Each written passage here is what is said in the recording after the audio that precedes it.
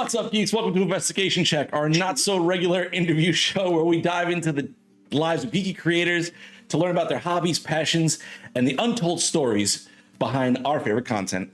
I'm your host, Joe, and I'm thrilled to have you join me on this quest. For tonight's episode, we have event organizer, character performer, GM, and TTRPG player, and cosplay queen, the one and only KateTheGreatCosplays. What's up, Kate? Hi, that is such an excellent introduction. I want you to do my intros and bios always. Just call me. I'm available. Incredible. Okay, so before we get started, why don't you go ahead and plug your socials, let everyone know where they can find you, and give a little bit of backstory, give a little bit of intro to yourself for those that don't know. Yeah, so I am Kate, aka KateTheGreatCosplays, and you can find me everywhere at that handle. It does have an S on it. Oh my goodness, thank you so much, Sergeant Strawberry, for being here.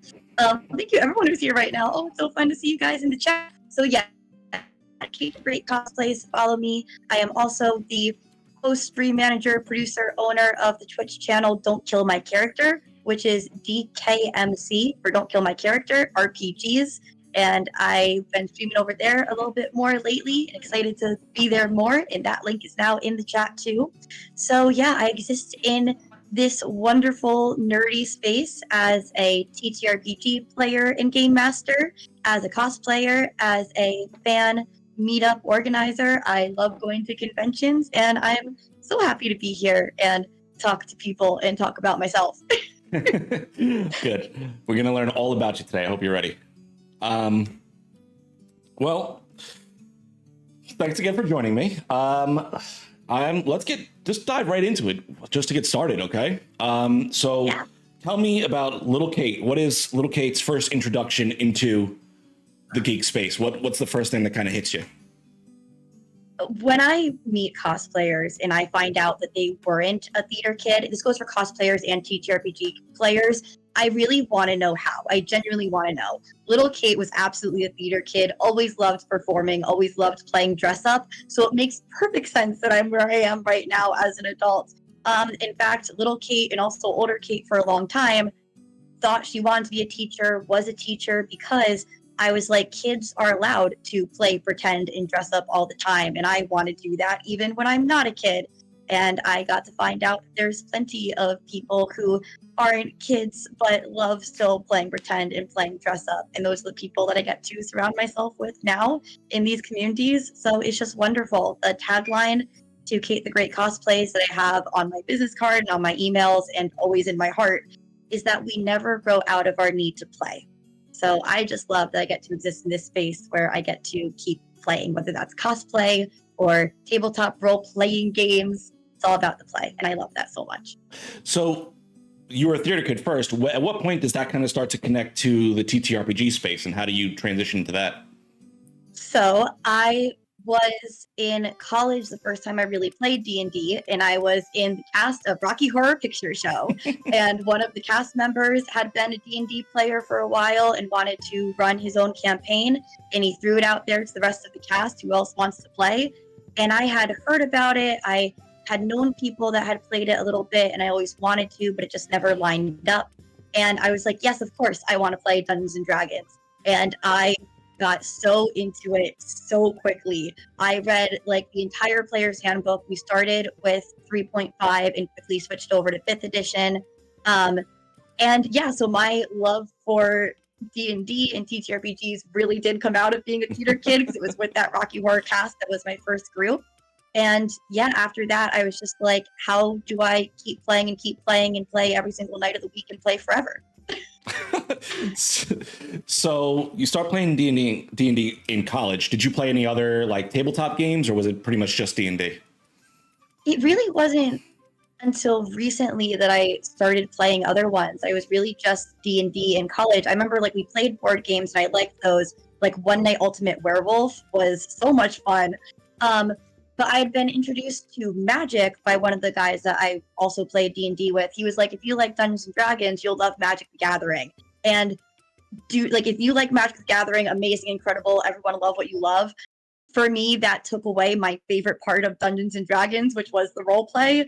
So I didn't get into that, and it did take a while for me to find other TTRPGs, and I would love to play a full campaign of like Vampire the Masquerade or Pathfinder or Starfinder, or the Dagger Heart. Like there's so many awesome systems out there, but D&D is the one that I know best, so it's the one that I've kind of clutched the most tightly to for the longest. But now I'm at a place where I'm happy to explore other ones. And actually, that's a good segue too. I might have some people in the chat on this. On Don't Kill My Character, my stream channel, we're going to have a full Mutants and Masterminds campaign, which is like, you know, it's TTRPG built around superheroes. Nice. So I am very excited about that, and very thankful that I have a Mutants and Mastermind game master who's been so patient with like teaching me and the other people how to play this game. I played a little bit of like the Transformers, like, which is the Essence 20 system. I played a little bit of like the D20 systems. And I think having knowledge of any TTRPG is easy to carry over. Like I remember being in my 3.5 D&D game and someone came in to guest with their Pathfinder character sheet and it was perfect. Like it worked really well. So yeah, it's awesome. Is there like a system like that you really looking forward to trying out, or is it just you're open to whatever? Any system that prioritizes roleplay. Yeah. I like roleplay is my favorite part of the game. So when we get less number crunchy and more into the roleplay side, I'm very interested in that. And even telling stories without like the mechanic system, like going back to Little Kate, part of my storytelling role-playing was just playing pretend with my siblings, with my neighbors, with my friends. And we weren't rolling dice, we weren't using numbers, we were just telling the stories together. And lately I've really enjoyed too telling stories just through text-based threads. And you know, College Kate was on some fan fiction forums and some NaNoWriMo forums, rest in pieces to both, like doing those text-based RPG, like, you know, role plays. And we didn't have any mechanical system to it. We were just telling a story. So yeah. I love exploring that, you know, systems that support role play better, and also not using a system and just kind of doing the role play and letting the storytelling be the storytelling. Yeah. So I'm dice guessing don't always know best. The dice aren't always making the best choices. I'm guessing you're a 5th edition over 3.5. Oh, what was that? 5th edition over 3.5? Yeah. So I remember, I was playing a high elf enchantment wizard that I've played in multiple games since then and cosplayed since then. So that was like the first game that we started 3.5, went to 5th. And I feel like I remember being a little upset that some of my abilities felt nerfed in 5th, but I also might not have been using them the right way in 3.5. Okay.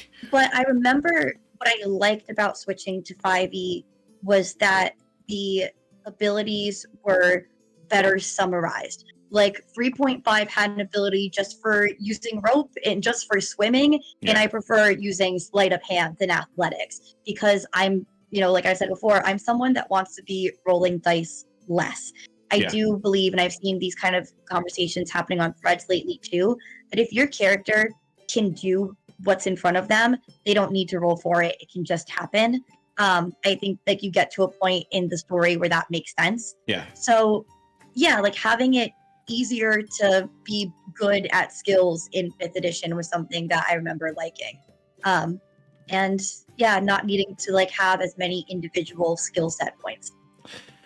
So at what point do we start to shift over into this cosplay scene? Like I know you were a theater kid, I'm sure the cosplay started there, but when do you start to kind of like mix these two spheres of life together? So the funny part about being a theater kid is it was my twin sister that always did costumes. Like I was never costume department, not once. I was not costumes, I was not wig, I was acting. And then I was, you know, like I did some directing and producing and stage managing, which ended up working really well for when I started hosting meetups.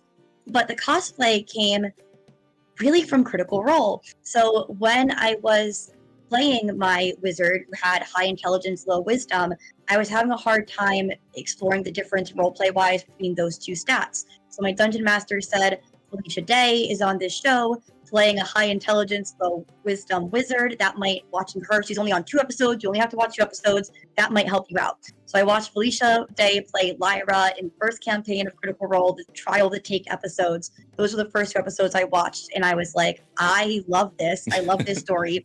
Went back and got caught up. And I was caught up by the end of campaign 1. I don't remember exactly where I started watching live. Right. But then I was going to like conventions and Renaissance fairs still back in college, and I wanted to cosplay. Like I knew that people wore costumes here, and I was like, I want to wear one too.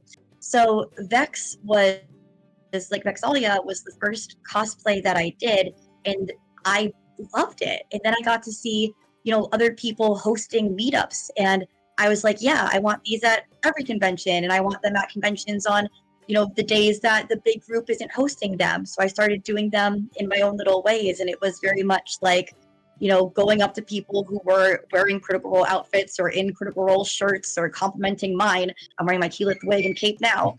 And saying like, hey, I'm hosting a meetup in the corner of this hallway at this time. If you want to come and hang out, we'll do that. And it was just purely that word of mouth. And it was New York Comic Con 2022. That like I was doing my thing, going up to people, ready to give my spiel, and everyone was like, "Oh no, we know who you are. We're coming to your meetup." And I was like, "How do people know who I am? What? That's amazing and weird and amazing." And then PAX Unplugged that year, same thing. And I was like, "Oh, I've built something here, and have wonderful friends and family that are in the chat right now." And yeah, like some have become some of my best friends through it. So a lot of it came out of, like it all feeds from theater and Dungeons & Dragons and Critical Role, and then hosting meetups for like Disney and original characters and other things too. It's been really cool to just kind of explore what else do I want to do? What else do people want to do with me? Yeah. So we kind of touched on it already. What kind of goes into setting up these massive meetups? Because I mean, we've seen the pictures. We know how many people you can draw in. Like, what is that like logistically like for you? So it depends on the convention and the meetup and how much I'm doing. I actually now do consulting calls that like the first call is usually an hour and a half long, where I'll talk to someone about they want to run a meetup like I do for, a different property, a different con or something. And I'll be like, great, this is how we set it up. So taking that hour and a half long conversation into 2 minutes, it's a lot of emailing, posting on socials, getting the word out there to fans, trying to work with the convention staff as much as possible to have a place in their convention that's safe to do it in, a place on their schedule. If not, we have the hallway route that will have the, maybe meet in a park outside. And at some of my meetups too now, I have companies that will donate games and dice and products that I can just give away at raffle tables. Wow. And that's really fun too. I've gotten to partner directly with conventions more so in the past year, which has been very exciting for me. And they'll give me, the room in the space. And at C2E2 in Chicago, I was like one of their show partners. And so I was helping other people run meetups, and I was running my own meetups. And that was so much fun and such a joy to do. And we took it from cosplay meetups to like, I was thinking, what can I do to better engage people that aren't in cosplay? So I ended up creating these like game cards and quest cards and activities for people to do throughout the meetup, rather than the photo calls. And a lot goes into the photo calls too, because the photo calls, you're trying to get, the groups in of who's there. So if it's, a Dungeons & Dragons show, you're doing it by campaign, you're doing it by player character, you're doing, ships and duos and trios. If it's something like, Disney, you're doing the princesses, you're doing the fairies. If you have a lot of people from one movie, you're doing that movie call. For original characters, it's like more vague, because for all of these, you don't know who you're getting until the cosplayers show up. Right. But for original characters, I don't know any of the characters. So I'll do like, if your character is fantasy vibes or sci-fi vibes, if you're, modern futuristic, if your character is good or evil or chaotic. Sometimes we'll do like twirl your capes or skirts around, show off your big mushroom hats. And it really like, it can depend so much on the people in the space. Hours of emails go into it, hours of social media posts, working with the photographer to make sure that they know what they're doing in the space, working with my, now I have amazing, incredible assistants who will help me, man the door and the raffle table and all of those things. So having like the team ready to go. And then you show up and it's really like the vibe of the cosplayers in the room. So having that everything very well prepped, but also the flexibility for, how do we want to do this in the moment? So it's a complicated answer, but it's a long question to answer. Yay, C2E2, yes. I really would love to be back at C2E2. And definitely like already setting up for New York Comic Con. PAX Unplugged tickets went on sale today, so I'm starting, those conversations as well. And it's been really fun and wonderful. And the piece of it too is that before the event, when I'm just sending emails and sometimes hearing no's or not able to work things out the way I want to, it can be tough. And I remind myself that when I'm alone in front of my computer, it's all for the moments when we are all together in the room. And so having you guys like who are in chat right now and who, comment and share and talk to me about how much the events mean to you is what keeps me going and means so much to me. Like I would not be able to keep doing this if it wasn't for, New Age Geeks and New Age Cosplay wanting to talk to me about this and all of you guys in chat, like showing the love and appreciation for it. Like that's the why. And that's why, all of the stress alone at my computer makes it worth it. If you could change one thing about like the whole process, what would it be? Like to kind of make it easier on yourself? Everyone just give me what I want all the time, all the resources that I need, all the yeses. Having a solid sound system at every meetup. Yeah. Some meetups like I've done without mic packs or any megaphone, and I lose my voice at pretty much every convention I go to. It is a joke right now, but it's so true. So a megaphone or like house sound makes a lot of difference. Always having a dedicated photographer too, and then the photographer can handle like photo editing and posting, because that's something that when it's on me, I do have a backlog of. And being able to do it full time, like having this be my full-time job would be excellent and amazing. So you asked me one thing, I gave you three. But there are times too that like I just show up at the convention, I run the meetup, and that's that. And it's nice to have the balance of both. I choose to drive myself crazy and do all the prep work I do in advance. I know that it is also possible for me to just show up, run the meetup, and leave. Right. It's good to have both. It's good to have both exist. So kind of pivoting it back onto your cosplay side a little bit, what kind of goes into the process for you with like designing your cosplays? And do you always like go in with a plan, or do you kind of just wing things? What does that look like for you? I feel like there's just no one, like I always do this. I can tell you that I don't really sew anything. Like anything that needs to be sewn is being sewn by my mom. So thank you so much, Mom. Love you for love that. But I really start with, looking at the character I want to cosplay and kind of how canon do I want to be with it. I love when people can do really accurate to the art, to the screen cosplays. It's very impressive. I also just get so excited when I see a look that I've never seen before for a character, but I can immediately tell that's the character. Right. And I think that, especially when you're talking about TTRPG cosplay characters, there's so much room for that, because there will be the official art. There's also so much fan art, and they change outfits throughout that you don't get art for. And I love that. I love the creativity. So I'll, pull up like art I like to have next to me as a reference. But I'm going online and I'm seeing like what base pieces can I find that will work well enough, and then making like little edits, alterations to them. And sometimes I'm not working off art. Like I do cosplay a lot of my original characters, and for that it will kind of be a vibe. Like I know this is a pink princess. I know that she's going to be purple adventurer stage.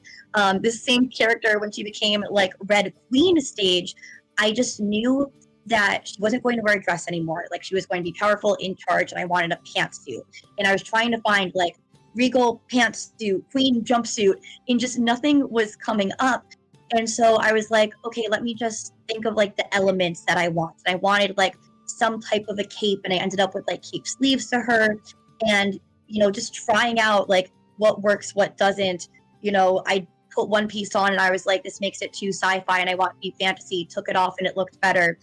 And it's a lot of trust the process. I think some of the biggest trust the process moments are the phrase "it's just buttons" is coming into my head right now, because a group of friends and I for KatsuCon this year did the Mighty Nine characters from Critical Role Campaign 2 dressed as Rocky Horror characters. Okay. So I was Veth, not the brave Veth Bernardo, as Columbia. And Columbia has a rainbow corset that she wears, and Beth is all about buttons. So I knew I wanted to make this corset with rainbow buttons. And it was like hours of me, I don't sew, so like glue gun. And these are also like glued, the leaves on here are glued on. Like gluing buttons to a corset and being like, it's just buttons. It's buttons. I kept putting it on. I'm like, this is ridiculous. It's meant to be ridiculous. It's buttons. Just do it. It's buttons. And like, yeah. And same thing with like, I did Key Fish. I did Keyleth as like a goldfish from that moment in campaign 1, if you know. And I took antlers and covered them with seashells. And at first it wasn't covered. It was just a few seashells. And I was like, less is more, but also more is more. Let's keep going. Let's keep going. Let's keep going until it was absolutely covered in seashells. And it's just kind of reminding yourself that it's all for fun. And I think something that used to be hard for me and now has become freeing is that when I started running the meetups and I was standing in front of 25, 50, 100, 200 Hello New York Comic Con cosplayers, and I had a cosplay that was, in my mind, fine, okay, it was a little imposter syndrome. It was like, how can I be the one up here leading this when there's so many people in the crowd who are better cosplayers? And it took friends telling me it's a different skill set. Yeah. And I don't have the patience or interest to be at a sewing machine for all those hours. I love people who do. I am so impressed by people who do. I would rather be running the events, running the meetups, putting my time and energy into that. So once I got that grace and space from others and was able to accept it for myself, knowing that, like, yes, I want my cosplay to look good, but it doesn't always have to be picture perfect. It never has to be picture perfect. But if I'm not doing like a photo shoot that's really important that day, if I'm not, if I'm just running a meetup, I want it to be comfy. Right. And so just having the cosplays that work and are fun to wear, and just reminding myself that it's fun. Yeah. Well, I have a question then, kind of bouncing off that, is like, how do you deal with some of like, because we know how cons can be, and we know that sometimes there are people there that are, whose opinion they love to share. How do you kind of deal with that as the cosplayer and the person running these events with that negative feedback? Like, do you get it a lot? What has that kind of been like for you? Luckily, I've, gotten more love and support than that, at least directly. And, it has been something that different times of my life is more challenging to deal with, really depending on how I'm feeling about myself. Sorry, just gonna mention Sergeant Strawberry in the chat. Your Vex wedding dress was so beautiful. Your husband, Percy Groom, was also so handsome and wonderful. Thank you for being my Percy. But getting, and it's that. It's what I just did. Like, knowing that I have, people who genuinely know me and love and support me, and that I am proud of what I'm doing and I'm happy with what I'm doing. That helps balance out the negativity, because it does exist and it can be really hard to take. It can be hard to hear. I will take it personally. And it's reminding myself that most of the time it's more about the person saying it or their own experiences than it is about me. Or maybe it's things beyond my control, or maybe it is about me and it's something that I can own up to. Maybe if I have to, if it's something that I apologize for and learn from and try to do better next time.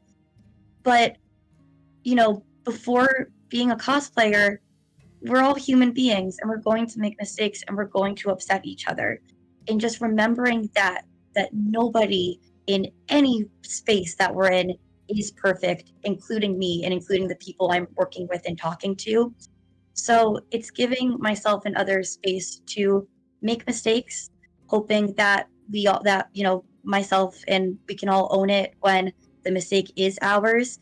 And then whether it is or isn't ours to own, being able to let go and move on. I think that's huge. Yeah.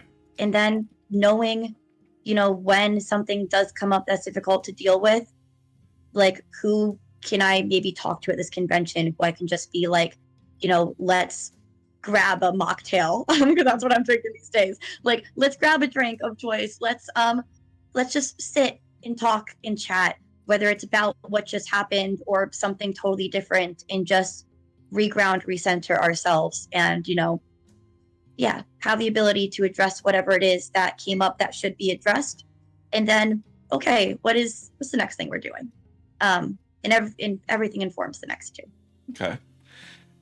Is there any everyone knows you for the cosplays you do, like your queen, your princess queen cosplays, your Critical Role cosplays, everyone knows who you are because of those things. Is there something that you haven't done yet that you really want to cosplay? So Disney is such a huge part of who Kate is. Like, beyond KateTheGreatCosplays, beyond the TTRPG, Kate is so intrinsically tied to Disney and to Broadway. Peep the Wicked poster behind me. Also, there's like zooms on my shelf, if you know what those are. There's Jim Shore wooden figures back there too. So putting Disney back into that mix of what Kate the Great is known for has been making me happier. Like, slowly I've been doing more Disney at conventions. And it's something that I will, that I do still cosplay and do still do. But I'd like that to be part of it too. But like other fandoms that I don't really cosplay from yet, I mean, this is still pretty tied to TTRPGs, but I love the Dragon Prince. Okay. I love Broadway, and I feel like I've never really done a Broadway cosplay. It's Disney, it's Broadway, it's, little like TV shows here and there that I'll love. I really like Shadow and Bone.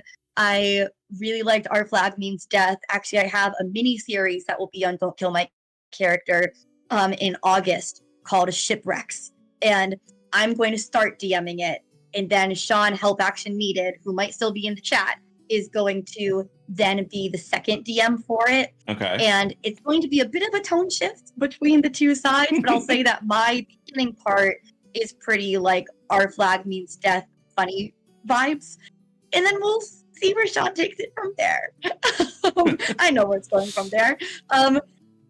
It's that, and I do also like Marvel movies, and I cosplay Scarlet Witch. I've done a few shoots as her, and I'm part of princess performer character companies, and whenever superheroes needed, I'm there as Scarlet Witch.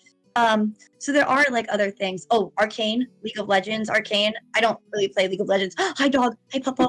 I don't play video games much. Pajama Sam, I do love Pajama Sam. Gotta throw that out because Sergeant Strawberry's in the chat, and I have actually cosplayed Pajama Sam.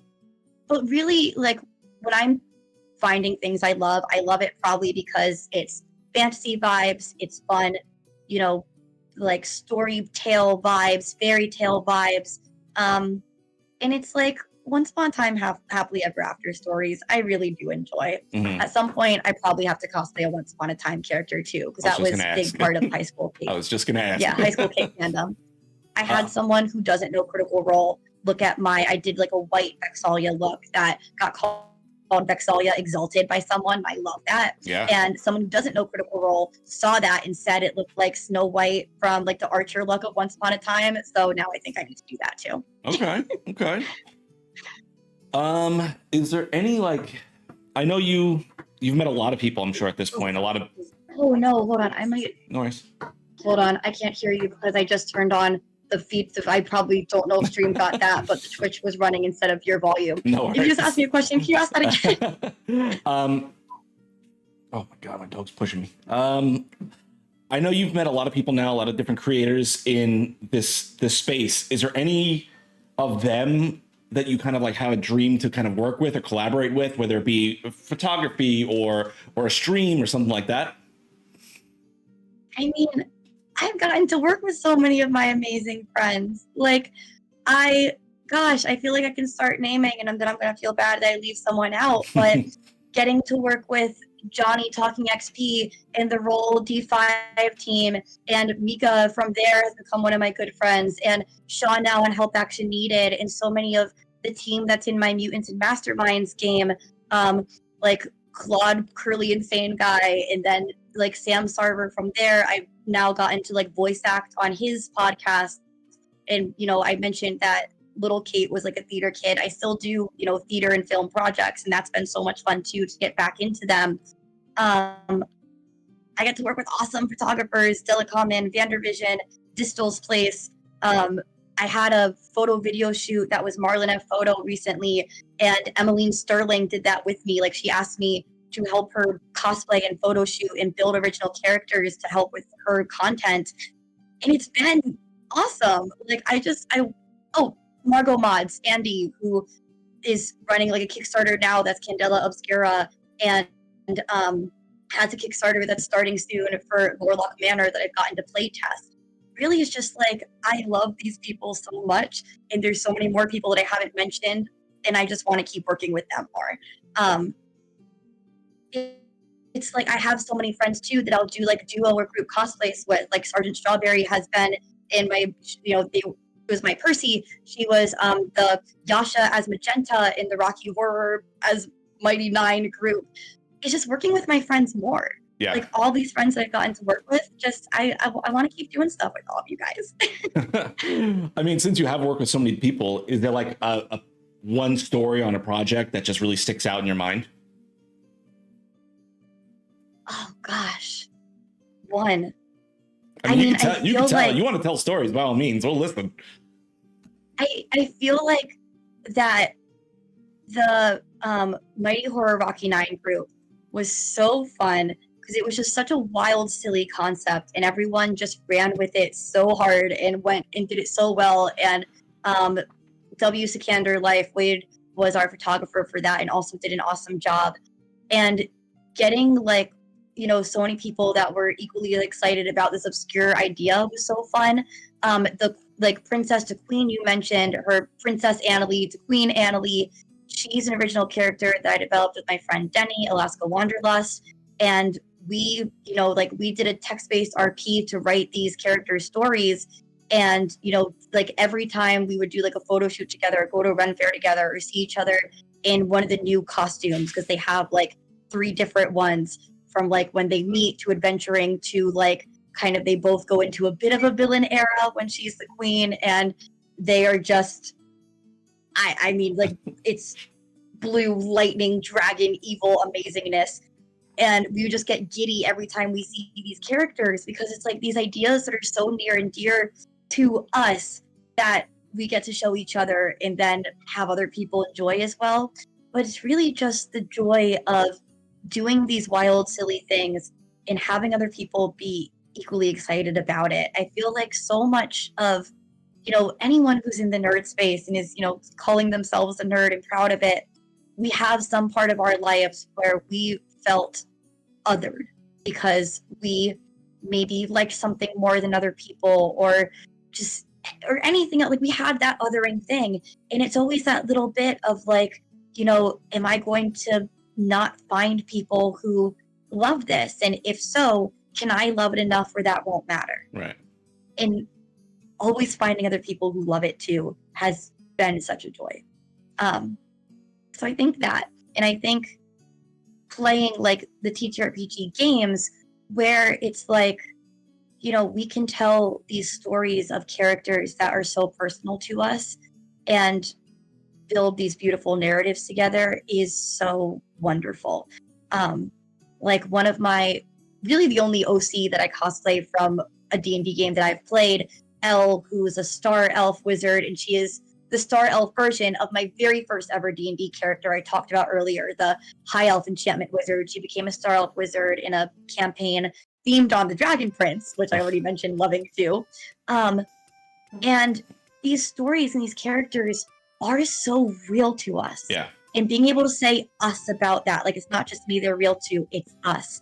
I read something, and this is true in my mind, that if you think about a moment from your favorite like TTRPG campaign right now, and I'll let you answer this, how are you thinking about it? Like, how are you seeing it in your head? Like the characters, like it's the scene Yes. playing out. So our memories of these TTRPG stories are coded the same way in our brains as our real life memories. Like, we're not remembering it. I mean, some parts of it will remember sitting at the table or sitting in front of computers if you're playing virtually, but for the most part, I'm seeing it as the character, just like I would for a real memory. These things are so special to us, and finding people that just also exist in that special space is so wonderful. Okay, so I thought of two things while you were talking, and I want to make sure I get to both of them. Yeah. The first one is when you're making a character, what kind of parts of your personality go into it? Do you try and like mirror that, or is it parts you draw from yourself? How does that process look for you?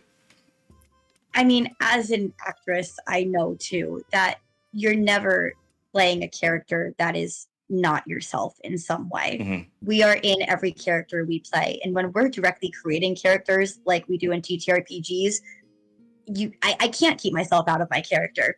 I've set out to like, intentionally be like, I want Yep.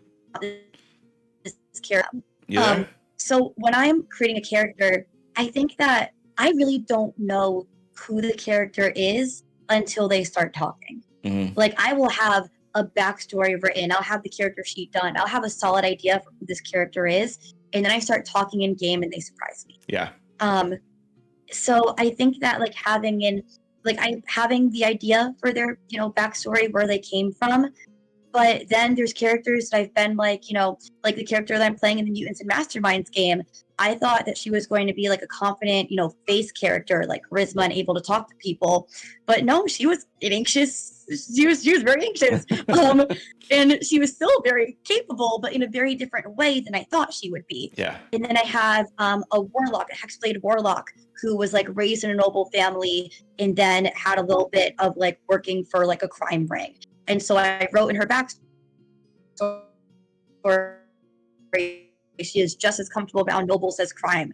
And that is not true. She's very comfortable around nobles. But once like I was actually playing out the crime pieces, I realized like, oh, they're probably just humoring her. Right. And she's humoring herself a bit too. Like she doesn't actually exist in this space. So it's really just letting the moments inform who the character is. As a game master and a player, I'm very heavily improv based. And whatever seems right, feels right, seems cool and fun in the moment is what's going to happen.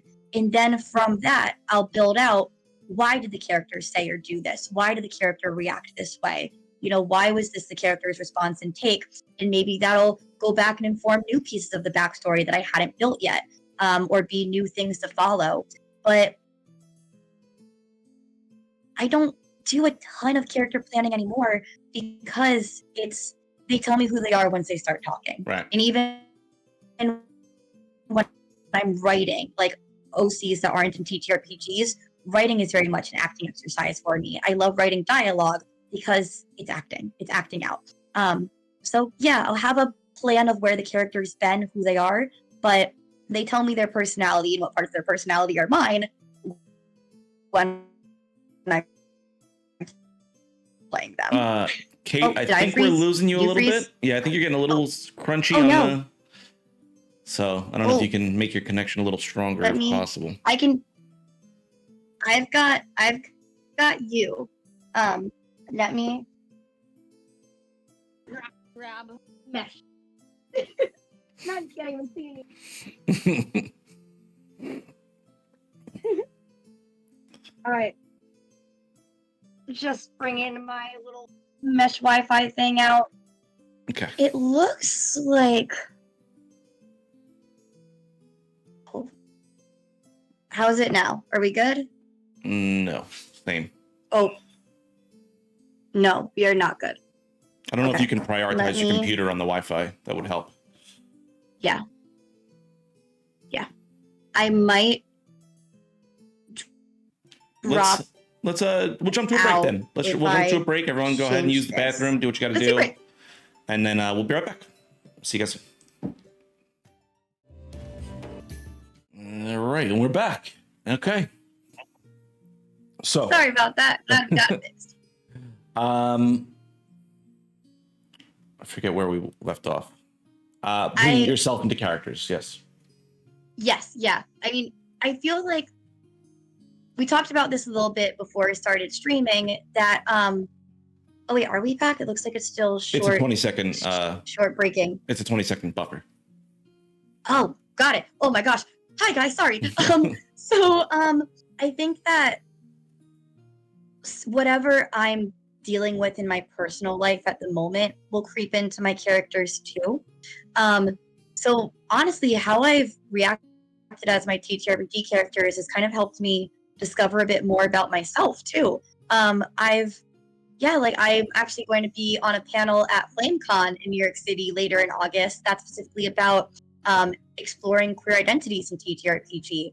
And that was something that helped me, realize and explore my pansexuality, was playing TTRPGs and exploring that.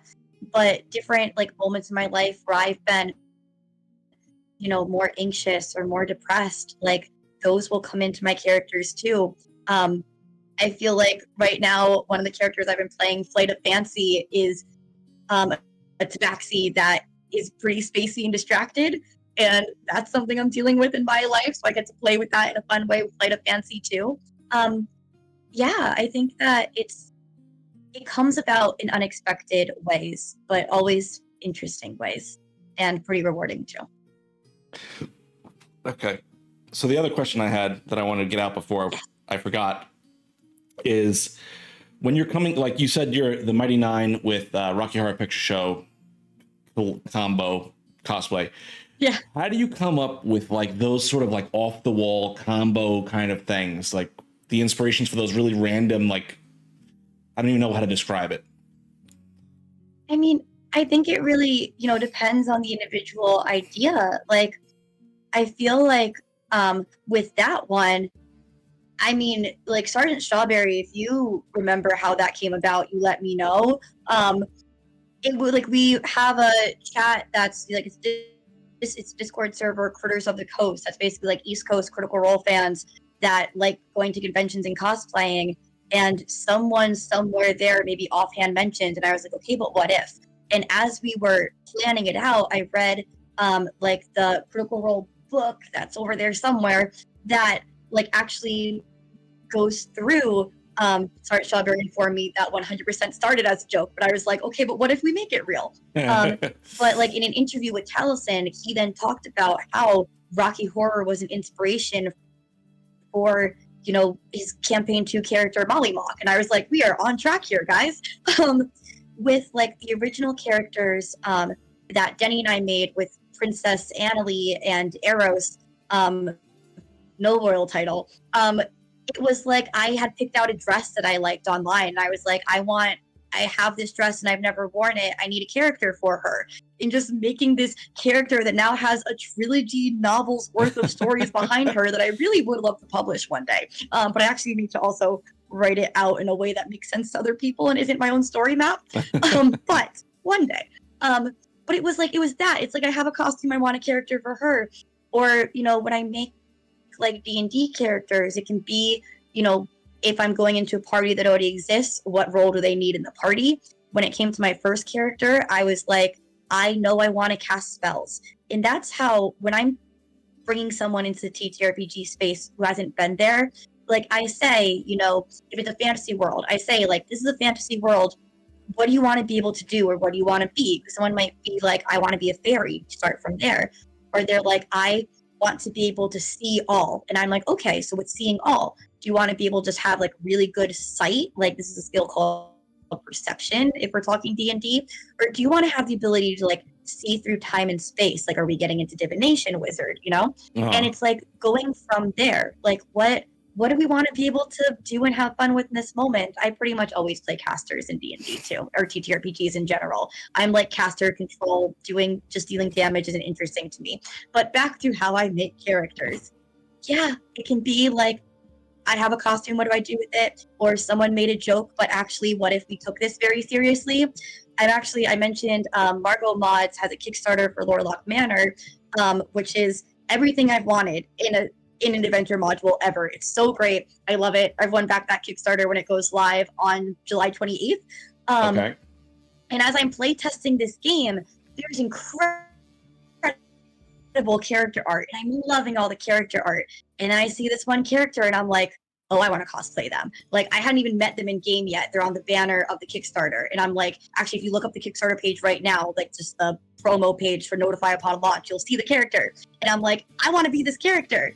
And Andy messaged me like, do you actually want to cosplay the character? And I'm like, yes, but I can't get it done for Gen Con. That would be crazy. You want to know what one of my cos plans is for Gen Con? Nice. It's good. So yeah, if you are at Gen Con on Thursday, I'm going to be Sweeten from Lorlock Manor, Sweeten Tender Song, and it's going to be amazing. But it is just like what interests me and seems fun in the moment. So, do you have plans for any of these other like cross IP cosplays, like the Mighty Nine and Rocky Horror? Is there any other of those like crossover cosplays planned? Yeah, I mean, always. So something that I do at New York Comic Con now, because I just have the joy of seeing the Nor Regal there, who is Sam Regal's mother. She has a character like herself, Momlin, built off of his campaign one character, Scanlin. So she dresses up as like a gnome mom. And she's Momlin. And so since I like met her the very first time I was at New York Comic Con, before I was even hosting the meetups, and then we reconnect every year since, and she's at all the meetups, I started doing a surprise Sam character. So in 2022, it was not, I don't have plans on face painting again. 2023, it was FCG, but done as like a glam look. I was ready to call it Fresh Cut Glam, but then the Nord looked at me and said, oh my goodness, you're FCG. So it's got to be FCG now. But yeah, I have plans for another Sam character from Critical Role. I really did so many different looks for Vexalia, and I joked that I was all done, but I'm never going to be all done. I think what's like next Critical Role character? I want to improve Keyfish. I have ideas for updating her design, making her more fishy. As far as I really like Dorian's outfit. I would love to do a Dorian. I am not comfortable pulling off the new Dorian look, but I love and adore it. I'd love to do Dorian at some point. Jumping into other IPs beyond Critical Role. Dragon Prince, I would really like to do Claudia. If another Disney, I mean, I already have all my favorite Disney characters. I love Tinkerbell. I love Anna and Rapunzel, and Ariel, and I've done those. I think another Disney character that I've always wanted to do and hope to do would be Peter Pan. Okay. Yeah, so some little things thrown out there, but there will be a surprise Sam at New York Comic Con, and next Critical Role cosplay beyond that. I really do just keep doing the campaign one girls in different looks because I do love Keyleth and Vexalia so much, and eventually I will probably get to Pike too. But yeah, a little peeks at what might be next. I just want to shout out to Sergeant also, Strawberry right Sergeant here. Strawberry saying in the chat. That's phenomenal. Sergeant Strawberry saying, oh. That is phenomenal. Yes, the next Mighty Nine crossover is Grease. Ford as Danny Zuko and So, actually, that was our original idea, right? Because we had Ford as Brad and Jester as Janet when we did Rocky Horror. But it matches the vibes more for the Mask Mighty Nine characters to be the Pink Ladies and the Femme Mighty Nine characters to be the T-Birds. So we're actually going to do that. Because think about it. Yasha, Bo, Beth, Jester, they're T-Birds. They're T-Birds. And you have Caleb and Molly Mock and Caduceus, and they're the Pink Ladies. So once you realize that, that's it. Yeah. That's it. So we're going to do it that way. Yeah. But that'll be KatsuCon 2025. Oh my God. That's phenomenal. All right. I think we're almost getting ready to wrap up here. So I only got 2 more questions for you. What advice would you give to like aspiring content creators in the geek space? Like what advice would you give to them? Try anything and everything that interests you in the space. Have fun with it. See what you like best.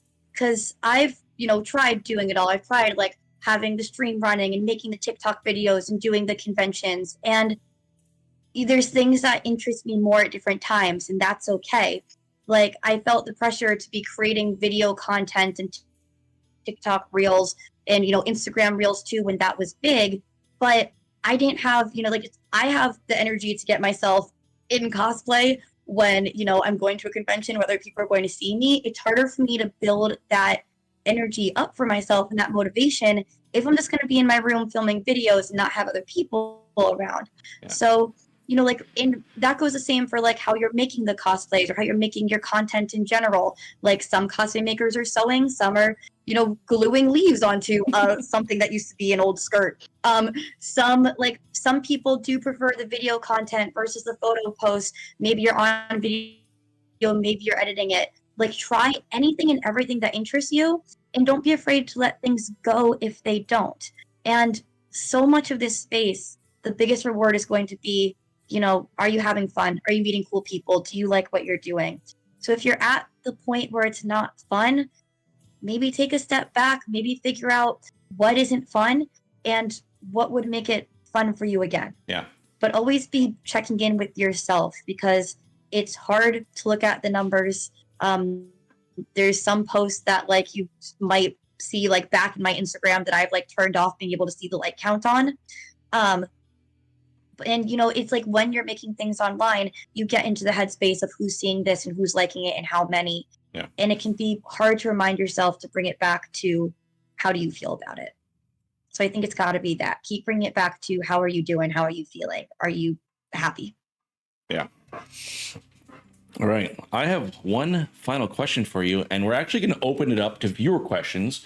So if any of you guys watching have any questions for Kate, go ahead and start getting those in the chat, and we're going to get to those in a little bit. My last question for you, though, Kate, as my dog is riding up on me, is what kind of message or impact do you hope to leave on this space when this is all over? I actually had a real cool moment with my therapist. Therapy is awesome. Everyone, therapy. Highly recommend, highly endorse. If I endorse anything tonight, I mean, all of my friends I mentioned, but also therapy. I had a really cool moment with my therapist where I was like, I feel like I've achieved it and I want to keep doing it and I plan to keep doing it. But also there's a freedom in knowing that I have. And so I don't have to keep the pressure on myself. But it was just having spaces exist where people can have fun, feel safe and welcome and happy and joy, and know they're surrounded by a wonderful community of people. And the stories that I've gotten from people at the meetups that I've organized and after the meetups have shown me that that's happened. And then when people, say like, I want to keep cosplaying, keep going to conventions, keep, playing TTRPGs, creating, being in this space, hanging out with these friends because of the experience that we built together, that's awesome. That's joy. So just kind of that ripple effect of joy and inspiration and giving people those happy, wonderful memories that they were glad that they were there for that moment. And that moment's going to carry forward to more moments like it. Amazing. That is going to bring us to the end of our questions for Kate the Great. We are going to open it up to viewer questions, but while those come in, we're going to do our dicey questions segment. So, Kate, I hope you have a D20 on you. These are just random questions that just kind of dig in a little bit deeper on you. If you can go ahead and roll me a D20. That's a 5. 5. Do you have a favorite and least favorite video game? All right. I do not play a ton of video games, which is weird to exist in this space and be like a Twitch streamer and not, but I don't. Genre-wise, I like games that are more like only point and click mechanics, anything button, like anything that involves real-time combat. Like I'm a button masher, I can't do it. Any like shooting games, I get stressed out, I can't do it. So yeah, I can't do games that are like live combat shooting. Nope. Favorite video game, I mean, Sergeant Strawberry's in the chat, so I'm going to say Pajama Sam, no need to hide when it's dark outside. But I do really enjoy just like story-driven games with point-and-click mechanic. Yeah. I have not played Baldur's Gate, and I need to. I know I need to. But I also get into this. I get stuck because I tried playing Skyrim, and I wanted to go through every single dialogue option for every single character that existed, like on the street. So I'm insane. But yeah, things that like I love stories. So video games that prioritize story. Okay. I like.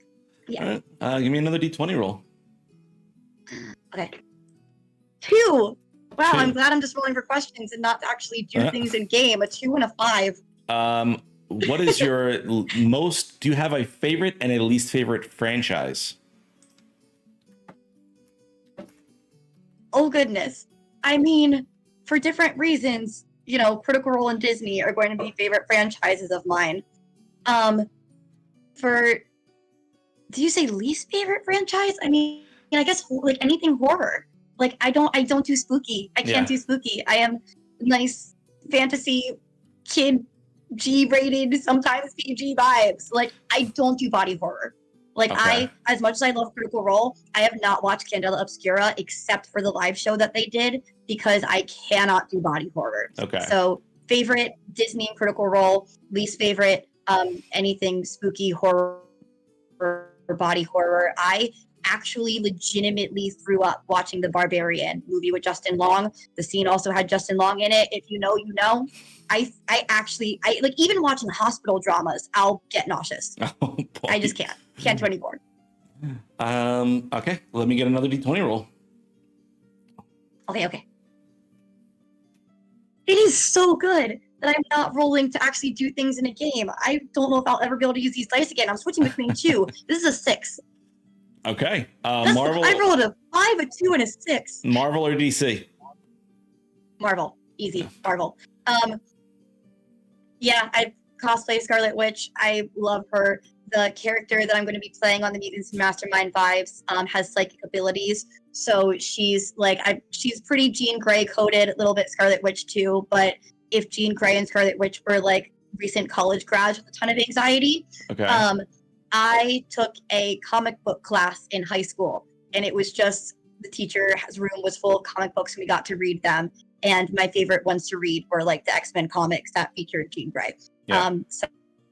So yeah, very, very big Marvel. Is there something specific about Marvel that kind of draws you more than DC, or is it just your exposure? I think, yeah, like the characters and the stories. I just never got, really drawn in by any DC characters, stories, movies, or, the comics that I tried for them like I did with Marvel. And to be fair, the DC comics that I tried because I was purposely picking comics with like female characters on the cover. So that means I grabbed Wonder Woman comics, and that turned me off to DC pretty quick. Yep. Yeah. So I haven't seen a ton of the DC movies, but I always have a ton of fun watching the Marvel ones. Mm-hmm. And the DC ones that I have seen haven't captured my attention as much. Like I did like the Suicide Squad movies. I thought those were fun. Like if I were to cosplay a DC character, it would probably be Harley Quinn. I tried watching a bit of Supergirl just because Jeremy Jordan was in the cast. I love Broadway. And the one episode of like Supergirl Flash that I watched was the Music Meister one because Darren Criss, hi, I love Broadway.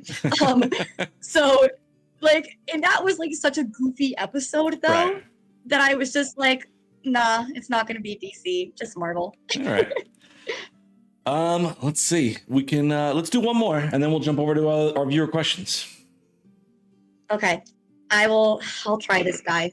13, highest I've rolled. There we go. Okay, this is a hell of a question. Favorite version or depiction of time travel? Oh, the Magic School Bus? Okay, I need an explanation on this one. Okay. So I was a teacher. Like I have a master's degree in teaching. My undergrad degree is teaching. I knew I was going to be a teacher since probably like when I was 8 years old. And I taught professionally for 4 years. So Magic School Bus is in my blood. I have not really cosplayed Miss Frizzle, but I was her for a Halloween party. Maybe I'll cosplay her at one point. But someone once pointed out that Miss Frizzle is a Time Lord, and the Magic School Bus is her TARDIS. And yes, absolutely. I mean, you're laughing because you know it's true. So Magic School Bus. I also do enjoy I didn't watch all of Doctor Who. I watched most of through Tenants, and then other things came up in my life that I kind of just dropped off. But I'm just gonna stick with Magic School Bus because that's very fun answer. Okay. All right. And the chat agrees. Thank you, Reader and Rogue. We're gonna dive into our few questions then. There's still time to get those questions in while we go through these. So if you have any questions for Kate, just go ahead and throw them in a chat and we'll get to them when we get to them. First up, we have Reader and Rogue. You mentioned being a huge Disney fan. What is your favorite movie? So, first loves, ironically, were not princess movies. Peter Pan, because I just dreamed about, going to Neverland and never having to grow up. And now I've been able to create a world for myself where I don't have to grow up. I love it. And Lion King, because I wanted to be Simba. When more little Kate lore. So in preschool, I apparently wrote King Kate on my cubby. I don't remember actually writing on my cubby, but I remember the conversation that happened next because my teacher was like, why did you write King Kate? Why not Queen Kate? And I was like, good question. First, King starts with K and so does Kate, so it sounds better and looks better. Second, Simba's a king. Enough said, Simba's a king. Obviously. But favorite princess movies, I love Rapunzel, I love Tangled, and I love the Tangled series. Okay. The Tangled series that was done was so fabulous, so great, awesome lore, awesome songs. Jeremy Jordan again, and a full, wonderful Broadway cast of voice actors, so highly recommend. But once again, you asked for a favorite, and I gave 3. Love it. This is what I do. Also by Reader and Rogue, do you have a favorite convention of the ones you've been to?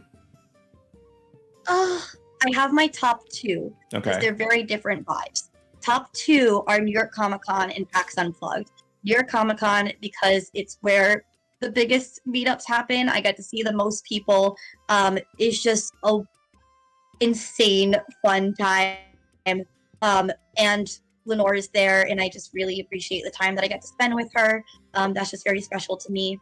And then PAX Unplugged is usually the last convention I do of the year. It's the first one that gave me a room to host in, a space on the schedule. I've gotten to work, very well with the PAX organizing team on doing my events, and that means a lot to me.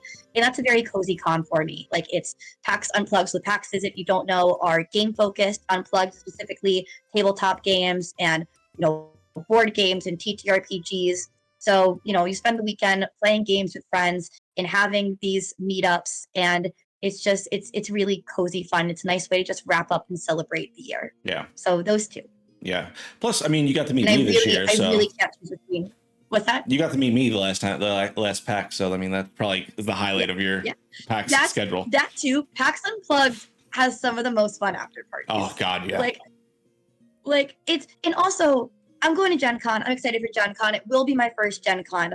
But I've heard that Gen Con is more industry, and PAX Unplugged is so cozy. Everyone who's there, you're there to meet and connect with other creators, and what do you do, and genuinely, how can we support each other and uplift each other and exist together in this space? And I just love that vibe so much. And I'm hoping that I get that vibe at Gen Con, but I know that vibe exists at PAX Unplugged. And the after parties that I've dubbed the trading card games, which is funny because you're also playing trading card games during the actual con.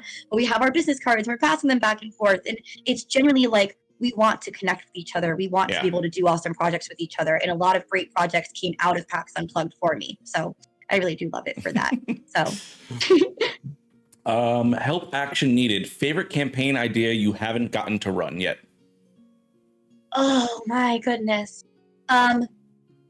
So Don't Kill My Character was developed around the game that I called Arcane Encore. And the premise for that game was take characters from unfinished campaigns and give them a finished story, which was an excellent idea and also very cursed because that campaign hasn't finished.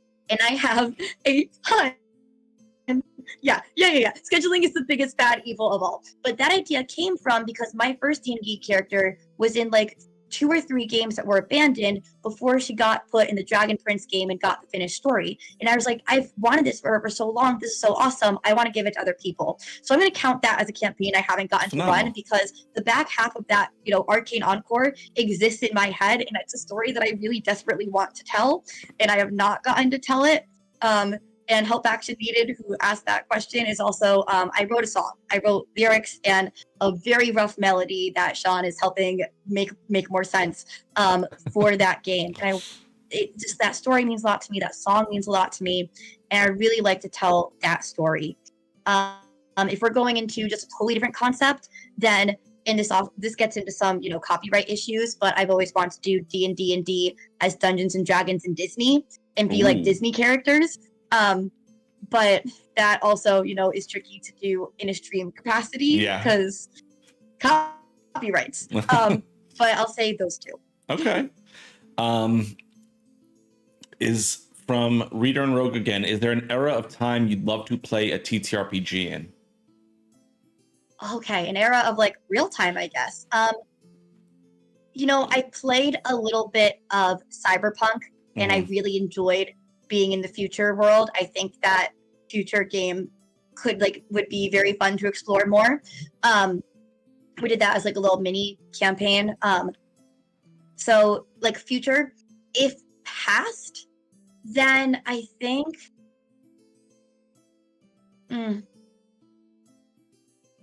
I know I have a few things that I'm trying to decide between, but I think it would be like, oh my gosh, I'm just gonna say future because past I'm noodling around too much. So like let's jump into the future. And I think too, something that I get too wrapped up in is if it's like a real world history, then I feel like as a game master or player, I have to actually know the history and the geography of the world at that time, and that makes things difficult in my brain. But I will say that doing like a Trail to Oregon game with the vibes of like the Star Kid Trail to Oregon, musical that they did, and the vibes of like, the game that we played as kids, as a TTRPG would be funny too. Everyone goes one session there, everyone dies of dysentery. Sorry guys, I only had enough for one game. So I feel like, as much as I want to say something like, medieval Europe or like, Renaissance, like that's a lot of what we do in fantasy world already. Right. So doing something kind of different than that. So no like Cthulhu or anything like that? Well, I mean, I have a pirate game that might get a little Cthulhu-esque coming up called Shipwrecks on Don't Kill My Character with Help Action Needed. So I get to do that. Yeah. Okay, then we're going to go to our last question from Sergeant Strawberry. What are your top 3 favorite musicals? Wow, we have never talked about this before, Sergeant Strawberry. What a wild question to ask me. Wicked is going to be one. That was like one of, this third Broadway musical I ever saw. Are we still good? Yeah. Stream-wise, yeah. So third Broadway musical I ever saw was Wicked, and that was like my first, like, I'm obsessed with this musical.